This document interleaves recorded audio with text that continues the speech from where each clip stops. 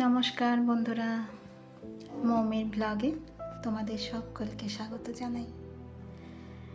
বড়দেরকে প্রণাম আর ছোটদের অনেক ভালোবাসা দিয়ে আজকের ব্লগটি শুরু করছি। এই কালমেঘ গাছটা বসিয়েছি এই সপ্তাহখানেক হলো। তা আজকে রবিবার বলে ইচ্ছা হলো সবাই মিলে আজকে তিতো খাবো, সেই জন্যই কটা পাতা তুললাম। আর এই যে গোলাপ চারা রেডি করছি, রুট প্রসেসিং বসিয়েছি। এই যে পাতা বেরিয়েছে বর্ষাকাল বলে, দেখা যাক গাছটা যদি হয় তোমাদের সঙ্গে অবশ্যই শেয়ার করব।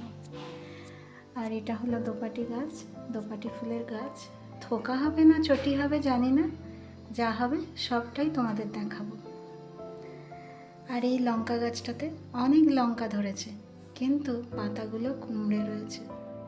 এত কুঁকড়ে আছে, পোকা হয়েছে বলে কই দেখতে পাচ্ছি না, কিন্তু তাও এইরকম কুমড়ে আছে। বারবৃদ্ধি আর হচ্ছে না, শুধু লঙ্কাটাই হয়েছে। আর কালমেঘের পাতাগুলো ধুয়ে আমি রেডি করেছি। এই যে সবার ভাগে দুটো করে পাতা পড়েছে, কিন্তু দেখো চোখ মুখের অবস্থা।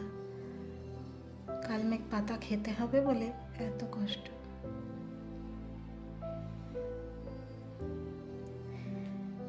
শীতকালে ঠান্ডা জলে চান করতে এত কষ্ট হয় না, এই দুটো কালমেঘের পাতা খেতে যা কষ্ট।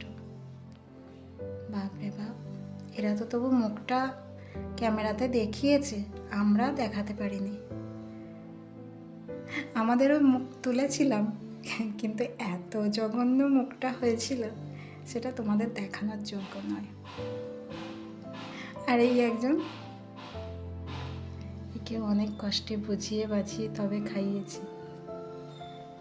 তুই এত মিষ্টি খাস, চকলেট খাস, তেঁতোটা খা, নাইলে পোকা হবে। অনেক কষ্টে খাইয়েছি। ছোটবেলায় তো বমি করে বের করে দিত, আর এখন অনেক বুঝিয়ে একটু বড় হয়েছে না, একটু কষ্ট করে খাচ্ছে আর কি।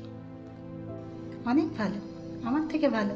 এখন বড় হয়ে বুঝে গেছে, কিন্তু আমি ওর মতো করে খেতে পারিনি। ওফ, কি কষ্ট, বাপরে বাপ।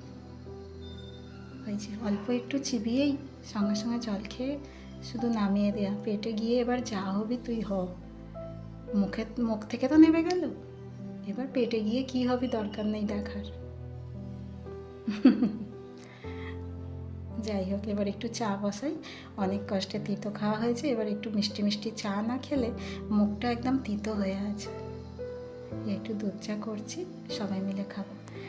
আমাদের সারা সপ্তাহ চা সেইভাবে খাওয়া হয় না।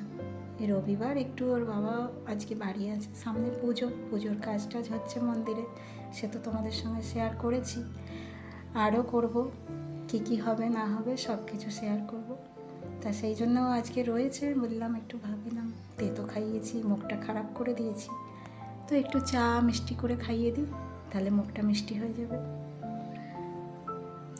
আর এই যে লাইট ম্যান এসেছে লাইট লাগানোর জন্য, আর এরা বাঁক নিয়ে জল আনতে যাবে শিব ঠাকুরের, সেই জন্য বাঁক তৈরি করছে।